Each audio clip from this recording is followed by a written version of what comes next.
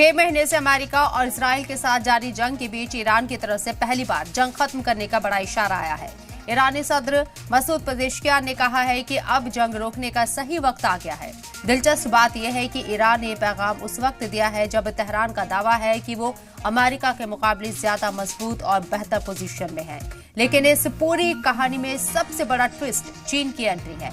Beijing ने अमेरिकी पाबंदियों को खारिज करते हुए कहा है कि वेस्ट एशिया का मसला दबाव और एकतरफा पाबंदियों से नहीं बल्कि बातचीत और डिप्लोमेसी से हल होना चाहिए। उधर स्ट्रेट ऑफ हॉर्मुज अब भी इस जंग का सबसे बड़ा फ्लैश पॉइंट बना हुआ है। ईरान इसे अपनी ताकत के तौर पर इस्तेमाल कर रहा है, जबकि अमेरिका तेल की सप्लाई को जारी रखने के लिए अपनी बहरिया की मदद ले रहा है। ऐसे में जंग का सीधा फौजी टकराव अब मुआशी दबाव और सिफारती रस्साकशी में बदलता दिखाई दे रहा है। We have total control, as you know, of the border. We have total control.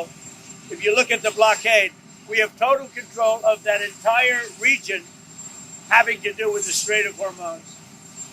And that means well into it, the land areas. So they would love to make a deal, but they're not ready to make the right deal, in my opinion.